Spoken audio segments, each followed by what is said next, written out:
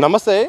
హైదరాబాద్లోని రవీంద్ర భారతిలో దివంగత ప్రముఖ గాయకులు బాలసుబ్రహ్మణ్యం గారి యొక్క విగ్రహాన్ని ఆవిష్కరణకైతే మాత్రం రాష్ట్ర ప్రభుత్వం సిద్ధమవుతుంది. అలాగే ఈ నెల 14వ తారీఖున సీఎం చేతుల మీదుగా దాన్ని ప్రారంభించడానికి కూడా అన్ని ఏర్పాట్లు పూర్తవుతున్నాయి. ఇదే సందర్భంలో తెలంగాణలోని ఉద్యమకారులు, ప్రముఖులు, మేధావులు కూడా ఈ యొక్క ఆవిష్కరణ పట్ల కూడా కొద్దిగా అభ్యంతరం అయితే మాత్రం వ్యక్తం చేస్తున్నారు. ప్రస్తుతం మనతో పాటు తెలంగాణ ఉద్యమకారులు పృథ్వీరాజ్ యాదవ్ గారు మనతో ఉన్నారు. మాట్లాడదాం, ఎందుకు అభ్యంతరం, వారి యొక్క అభిప్రాయం ఏదో తెలుసుకునే ప్రయత్నం చేద్దాం. ఆయన ఒక గొప్ప సీనియరు, అలాగే ఒక సింగరు, దేశవ్యాప్తంగా ఒక గుర్తింపు ఉన్న సింగరు. ఎందుకు ఆయన విగ్రహం పట్ల అభ్యంతరం, దేనికి రవీంద్ర భారతిలో పెట్టాలని? తన గొప్పోడే కాదని చెప్తలేము. తనకన్నా గొప్పోళ్ళ, తనకన్నా తక్కువ గొప్పోళ్ళ అనేది జనం డిసైడ్ చేస్తారు. నేరెళ్ళ వేణుమాధవ్ గారు వరల్డ్ రినౌడ్ మిమిక్రీ ఆర్టిస్ట్, మా వరంగల్. తన యునైటెడ్ నేషన్ ఆర్గనైజేషన్స్లో ప్రదర్శన చేసినటువంటి గొప్ప వ్యక్తి విగ్రహం ఇక్కడ లేదు. ఓకే,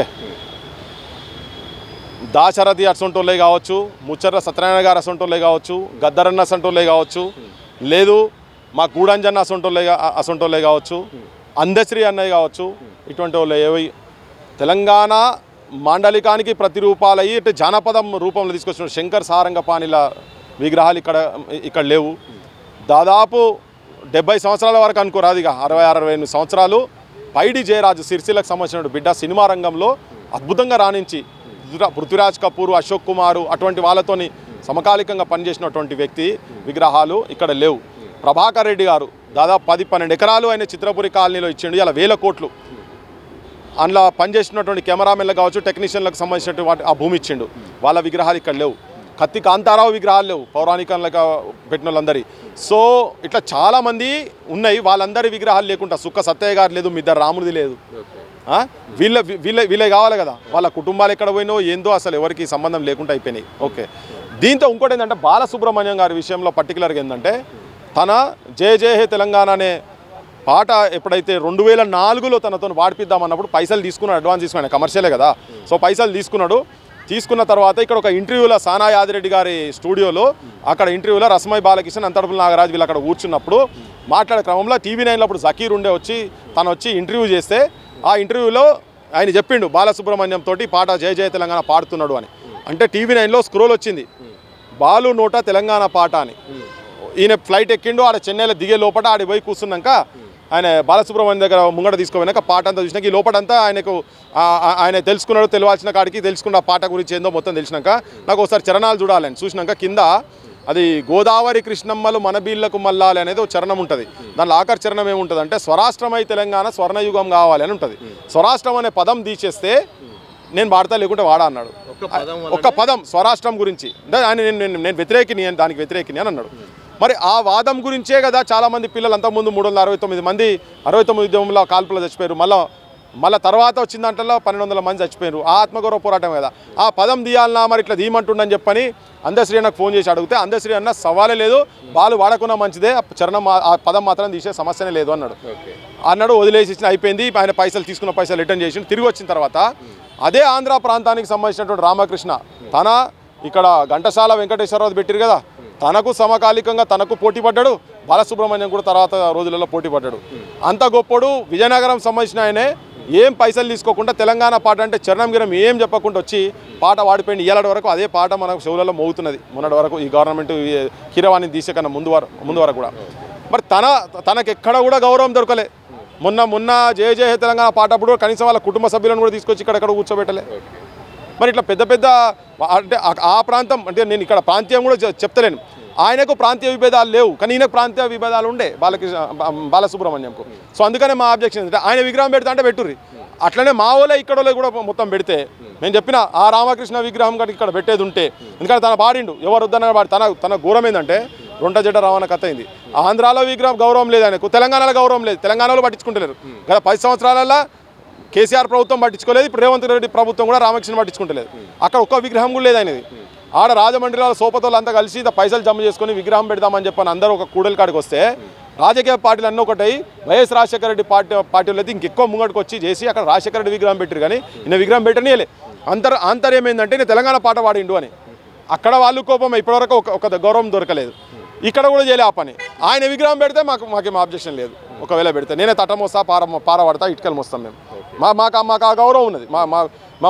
మా ప్రాంత పాట వాడింది కాబట్టి మాకున్నది. మరి మీరు అందరు కలిసి ఒకటైనప్పుడు ఆయన ఎందుకు పెట్టలే?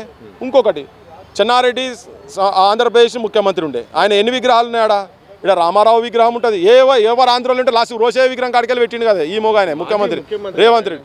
అవునబ్బా, మరి ఈయన కూడా మాజీ ముఖ్యమంత్రి, చెన్నారెడ్డి కూడా మాజీ ముఖ్యమంత్రి, ఆంధ్రప్రదేశ్కు గవర్నర్ అయిండు. చెన్నారెడ్డి గారి విగ్రహం ఉందా ఆంధ్రాలా? చూపిస్తారా ఎవడన్నా? ఉందా ఎవడన్నా? ఎవరికన్నా ఉన్నా? రేవంత్ రెడ్డికి ఉన్నది అంతా చూపిమని చెప్పు. రేవంత్ రెడ్డికి ఎన్ని విగ్రహాలు ఉన్నాయి చెన్నారెడ్డి ఆంధ్రాలో?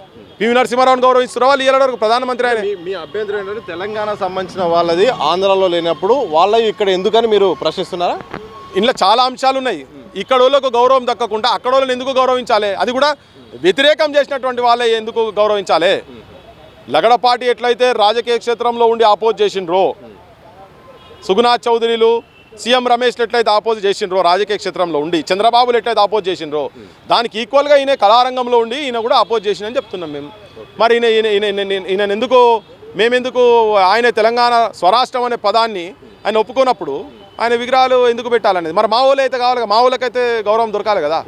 అక్కడ నేను చెప్తున్నా అదే మళ్ళీ రామకృష్ణ అదే ఆంధ్ర కదా పెడితే మేము తయారు చెప్తున్నా. 2 రోజులు కూలి పని చేస్తాను నేను వచ్చిడికి.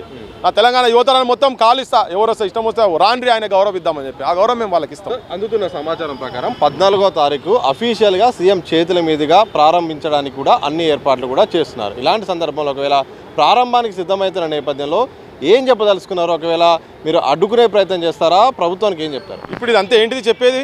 జనానికి చెప్తూనే ఉన్నాం కదా, అడ్డుకోవాలని చెప్పి చెప్తూనే ఉన్నాం కదా, ఇది చెప్తూనే ఉన్నాం. ఇది దిస్ ది మెసేజ్. కాలం చెప్తుంది, కాలం చాలా గొప్పది, కాలం చెప్తుంది, సమస్యనే లేదు. చివరిగా ఒక మాట చెప్పండి. ఒకవైపు వేరే విగ్రహాలు పెట్టుకుని యాక్సెప్ట్ చేస్తారా, లేకపోతే ప్రభుత్వానికి కానీ తెలంగాణ సమాజానికి మీరు ఏ మెసేజ్ ఇస్తారు? నేను చెప్తున్నా కదా క్లియర్గా, మా వాళ్ళందరూ ఇక్కడికి సంబంధించిన వాళ్ళందరూ విగ్రహాలు పెట్టండి, దాని తర్వాత ఈయన గురించి ఆలోచిద్దాం. లేకపోతే చెప్తాం, టైం చెప్తుంది కదా, ఉన్నది టైం ఉన్నది దానికి చెప్తా. నిన్ననే మొదలైంది కదా పంచాయతీ. ఆయన మొన్న కూడా ముఖ్యమంత్రి ఎన్టీ రామారావు విగ్రహం ఏ దుర్మార్గుడు ఎవడో అడ్డొస్తాడో మూసీలేసి తొక్కుతాన్నాడు కదా. నేను అడ్డుపడుతున్నా, చలో ఏడ దొక్కుతావో చెప్పు రేవంత్ రెడ్డి, మూసీకాడ ఎక్కడ దొక్కుతావో, నువ్వు వస్తావా నీ 100 మాగదులు వస్తారా, తయారున్నా అని చెప్తున్నా కదా. ఆడ ఎన్టీఆర్ విగ్రహం అక్కడ వ్యతిరేకించుడే, ఇక్కడ ఈ విగ్రహాలను వ్యతిరేకించుడే. ఈ విగ్రహాల పంచాయతీ ఏందనుకో అది అస్తిత్వ పోరాటం అని చెప్పదలుచుకోండి అంతే. ఇది తెలంగాణ ఉద్యమకారులు పృథ్వీరాజ్ యాదవ్ ప్రధానంగా చెప్తున్నాయి. ఏంటంటే బాలసుబ్రహ్మణ్యం గారు అయితే మాత్రం ప్రముఖ గాయకులే, అయితే మాత్రం వాళ్ళని గాయకుడిగా తప్పకుండా గౌరవిస్తాం. కానీ ఆయన జయ జయ హే తెలంగాణ పాట విషయంలో మాత్రం స్వరాష్ట్రం అనే పదం ఉన్నప్పుడు మాత్రం దాన్ని ఆ పదం తీసేస్తే మాత్రం పాడతానని చెప్పారు. అలా మొత్తానికైతే మాత్రం ఆయన ఈ యొక్క రాష్ట్ర విభజన పట్ల ఆయన అడ్డుకునే ప్రయత్నం చేశారు. ఇదే సందర్భంలో అలాంటి వ్యక్తులకు ఎందుకు ఇక్కడ తెలంగాణ రాష్ట్రంలో విగ్రహం పెట్టాల్సిన అవసరం వచ్చింది? అలాగే రాష్ట్రం కోసం ఎంతోమంది గాయకులు ఉద్యమకారులు పనిచేశారు, ఎంతోమంది కూడా వాళ్ళ త్యాగాలు చేశారు. వాళ్ళకు కూడా అదే స్థాయిలో గుర్తింపు ఇవ్వకుండా ఈయనకు ప్రత్యేకంగా విగ్రహం ఏర్పాటు చేయడం మాత్రం సరైనదిగా, తప్పకుండా అడ్డుకుంటాం. ఇప్పటికైనా మాత్రం గతంలో ఎవరైతే గొప్ప పనులు చేశారో ఆ ప్రముఖులకు ఇక్కడే విగ్రహాలు ఏర్పాటు చేస్తే మాత్రం తప్పకుండా ఇక్కడ తట్ట మట్టి కూడా మోసి మాత్రం ఇక్కడ ఇటుకై కూడా మోసి కూడా ఏర్పాట్లో ఉంటాం తప్ప ఇప్పటికైనా ప్రభుత్వం ఆలోచించాలి. లేకపోతే మాత్రం తగు కార్యాచరణ చేయడానికి సిద్ధమవుతున్నట్టు కూడా పృథ్వీరాజ్ యాదవ్ గారు అయితే మాత్రం అల్టిమేటం జారీ చేసిన సందర్భం అయితే కనిపిస్తూ ఉంది. కెనపర్సన్ మసూదంతో సతీష్ దిశ టీవీ హైదరాబాద్.